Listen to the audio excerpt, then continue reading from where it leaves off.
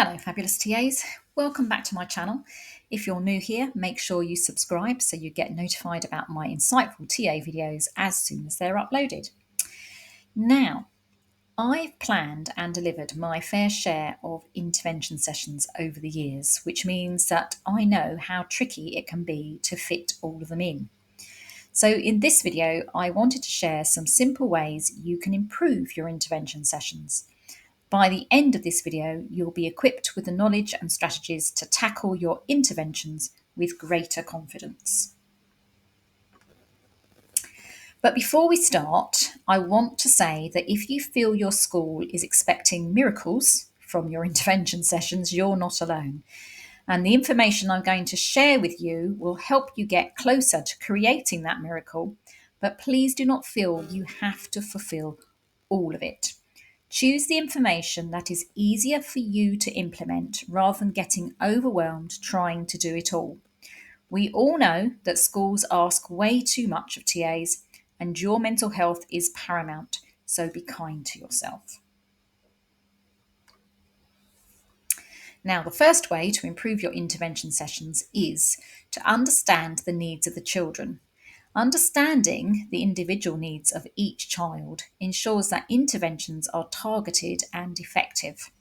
And by assessing each child's strengths and weaknesses, you can tailor your own approach to meet specific learning requirements, leading to better outcomes and more efficient use of time and resources. Now, later on, I'll show you a resource that will tell you how to do these things. 2. Plan thoroughly. Thorough planning provides a clear roadmap for intervention sessions, ensuring that all necessary materials and activities are prepared in advance. This preparation helps to maximise the effectiveness of each session and allows for smooth transitions between activities, keeping students engaged and focused. Now, I know what you're going to say, but Lauren, I don't get time to plan. So hear me out. At the very least, you should know which resources you need and have them ready to go. I used to put everything I needed for my interventions each day into a bag so that I could just pick it up and take it to wherever my session was that day because it wasn't always in the same place. So I basically had a bag, like a big supermarket bag, with everything in it. So I could just pick it up and go. 3. Engage students. Engaging students through interactive and relatable activities enhances their motivation and interest in learning. When students are actively involved in the learning process, they are more likely to retain information and develop a positive attitude toward the subject matter. So I used to have simple worksheets to hand that I could give to the children who found settling into my intervention sessions tricky, especially if the session was straight after play. Some children, the ones that need extra help, also the ones that, are most reluctant to do it. And if they were coming into an intervention session straight after play, that could make it really tricky for them to sit down and start work.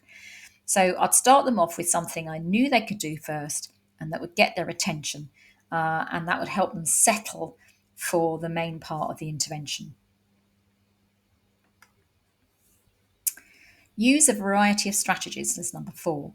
Using diverse teaching strategies addresses the different learning styles and needs of students.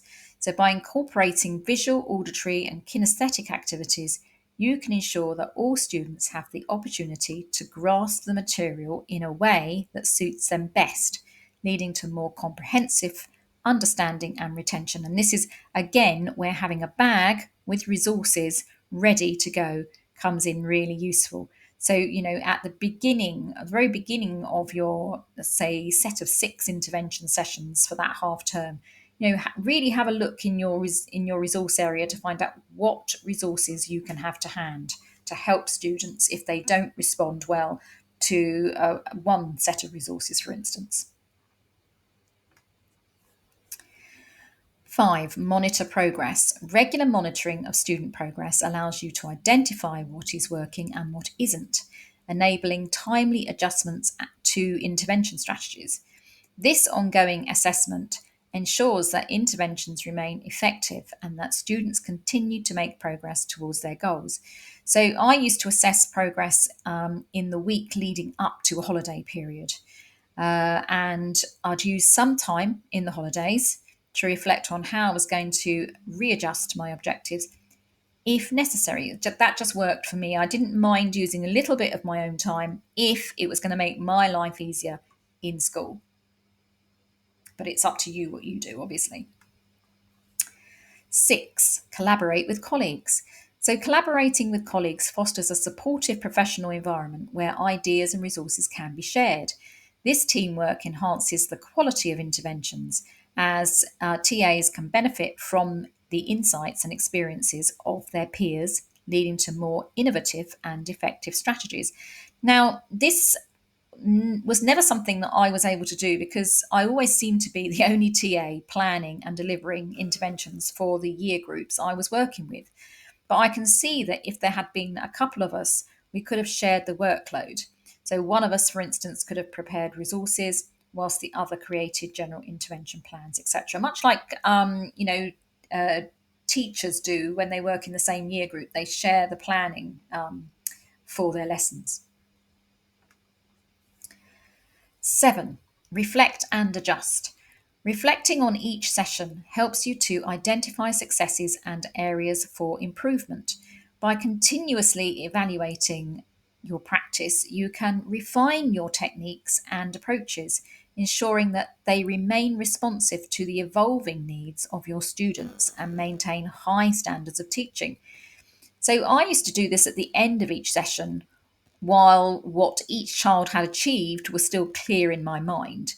And to give me the time to do this, I would get 2 children at the end of each session to collect the children for the next group so that I didn't have to do it. And that saved me a ton of time. So while the children were going off to get the next group, I could just sit down and jot down what the children had achieved and maybe what they needed to do for next time. 8, professional development. Ongoing professional development keeps you informed about best practices, which enhances the overall quality of your interventions, and it also contributes to your professional growth and confidence. Now, the thing is, these days, schools struggle to fund training, but there are a wide variety of free courses and lots of information online. I used to find videos on YouTube led by teachers particularly useful for keeping me up to date and well informed. There's a whole load of free stuff out there. Obviously, you have to be careful, make sure that it comes from a good source and reliable source, but there's certainly lots and lots of free information out there that will help you with your professional development. So, covering these points ensures that intervention sessions are well planned, engaging, and effective, and ultimately leading to better educational outcomes for the students, and it will give you a greater sense of control and job satisfaction.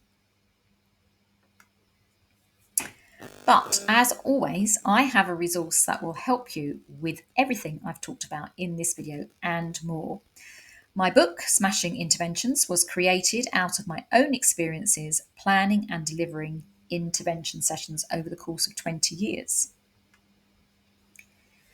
It gives you details on how to go about fulfilling the 8 planning and delivery points I've talked about in this video. So in this video, I've given you the what you need to do. And in the book, I give you how you can do it. And I've also given you a checklist of the planning and delivery points so that you can easily keep track of what you specifically need or want to do. Remember, you don't have to do all of them. Choose the low-hanging fruit, the stuff that resonates with you, and work on it. That's only going to improve what you're already doing. And also in the book, I've provided you with 138 pages that enable you to plan your intervention sessions and very importantly, record the progress of each child and what they need to work on next. You don't have to write a lot, just a little note, because it's amazing how you forget. You think you're going to remember, oh, that child did X and I know they need to learn Y. You think you're going to remember, but you don't. So this book enables you to jot it all down.